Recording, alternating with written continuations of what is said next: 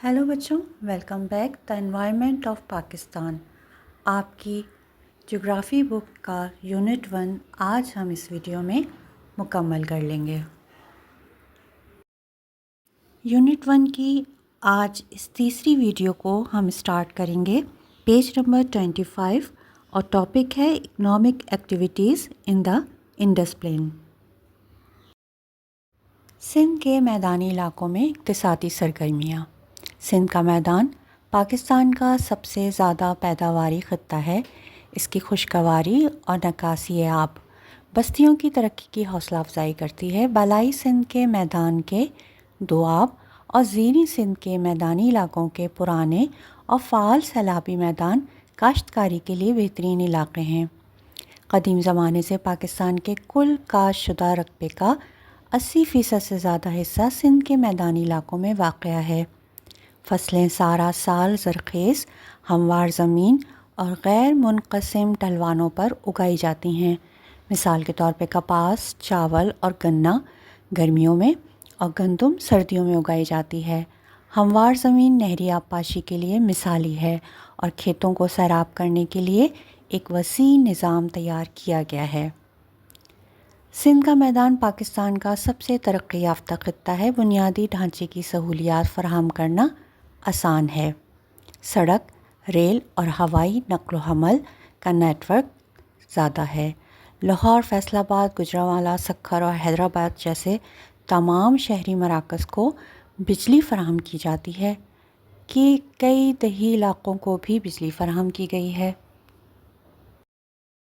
Page number 26 पर आ जाते हैं, जहां आपको फ़िगर 1.67 में पंजाब बालाई सिंध का मैदान में एक बड़ा सैराबी फार्म नज़र आ रहा है। हमवार ज़मीनें और नहरी आबपाशी ने इस खत्ते में बड़े पैमाने पे ज़राअत को सहारा दिया हुआ है। इंडस प्लेन में ऐसे सनतें हैं जो मुकामी ख़ाम माल जैसे कपास, चीनी, कीमियाई सनत इस्तेमाल करती हैं। सनती अशिया की बड़ी मुल्की और गैर मुल्की मार्केट है। आबादी के इजाफे की वजह से 50 से 400 अफराद फ़ी मुरबा किलोमीटर तक मुख्तलिफ हो सकती है। द डेज़र्ट एरियाज़, सहराई इलाक़े। पाकिस्तान में 3 सहराई इलाक़े हैं, जैसा कि आप देख सकते हैं फ़िगर 1.68 में।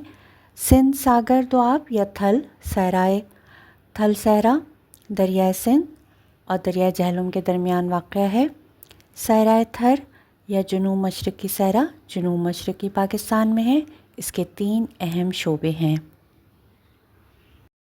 चोलिस्तान, नारा, थरपारकर, सहराए खारान। रेगिस्तानी इलाकों की तश्कील में हवाएं सबसे अहम हैं और वो ज़मीन की तज़ीन को मुसलसल बदलती रहती हैं। रेत के टीले, चट्टानों का कटाव और पौधों की कमी पाकिस्तान के सहराओं की अहम खुसूसियात हैं। बारिश बहुत कम है और पानी की सतह बहुत कम है। फॉर्मेशन ऑफ सैंड ड्यून्स, रेत के टीलों की तश्कील। रेत के टीले सहराई इलाकों की सबसे बड़ी खुसूसियत हैं। रेत का टीला एक टीला या रेत का एक टुकड़ा होता है जो उस जगह बनता है जहाँ रेत को हरकत देने के रास्ते में रुकावट पैदा होती है।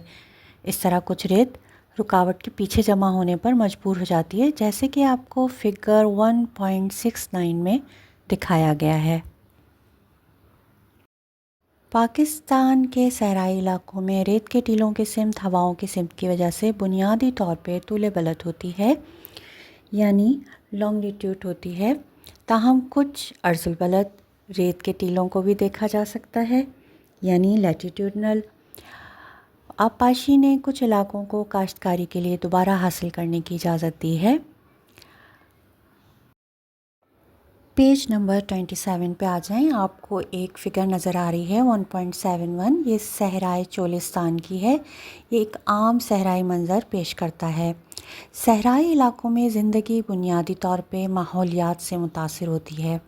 पानी की कमी और तेज़ हवाओं से ज़मीन का मुसलसल कटाव बहुत सी पैदावारी इंसानी सरगर्मियों जैसे काश्तकारी की इजाज़त नहीं देता है। फ़िगर 1.72 देखिए, जिसमें सहरा जो है वो ज़िंदगी के लिए मौजू नहीं है।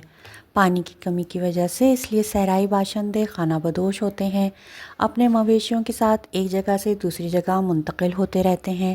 اس تصویر میں چولستان میں دودھ بیچنے والی خواتین کو دکھایا گیا ہے۔ صحرا کی ریت پہ آرام کرنے والا اونٹ اور خیمے بھی دیکھے جا سکتے ہیں۔ Topographical relief features of the Thar desert.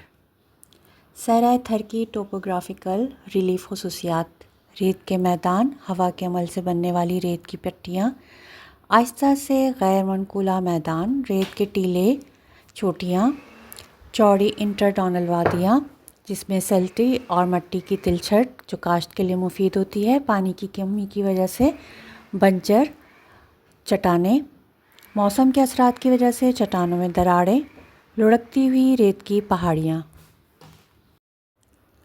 تاہم اگر آبپاشی کی سہولتیں فراہم کی جائیں تو صحرائی علاقوں کو بھی پیداواری بنایا جا سکتا ہے۔ صحرائے تھر کا ایک بڑا حصہ دریائے سندھ پہ بنائے گئے سکھر بیراج سے نکلنے والی نہروں کے ذریعے کھیتی باڑی میں تبدیل ہو چکا ہے۔ صحرا میں معدنی ذخائر ہو سکتے ہیں، خاص طور پر تیل۔ صحرائے تھر کے جنوب مشرقی حصے میں تیل اور گیس کے بہت سے ذخائر کی دریافت سے ظاہر ہوتا ہے۔ لاسٹ پکچر ہے 1.73۔ صحرائے تھر میں زیر زمین پانی اسٹوریج ٹینک مقامی کاریگروں کے ذریعے تعمیر کیے جاتے ہیں۔ برسات کے موسم کے دوران، جو سال میں مشکل سے ایک بار ہوتی ہے، بارش کو ڈش کی شکل والے صحن پر اور نیچے ٹینک میں ایک چھوٹے سے سوراخ سے بھر لیا جاتا ہے۔ ایک بار ٹینک میں پانی کو ٹھنڈا رکھا جاتا ہے تاکہ یہ بخارات نہ بن سکے، اور ٹینک کے اوپر ایک ڈھکن پینے اور کھانے پکانے کے لیے پانی نکالنے کی اجازت دیتا ہے۔ اس کے ساتھ ہی آپ کا یونٹ نمبر 1 کمپلیٹ ہوتا ہے۔ اس کے بعد آپ کو ایکسرسائز دی گئی ہے جو کہ آپ کو مکمل کرنی ہوگی۔ امید ہے کہ آپ لوگوں کو اپنا چیپٹر اچھی طرح سمجھ آ گیا ہوگا، اور اس چیپٹر کو آپ اپنے دوستوں کے ساتھ اور کلاس فیلوز کے ساتھ شیئر کیجیے تاکہ وہ بھی اس سے فائدہ اٹھا سکیں۔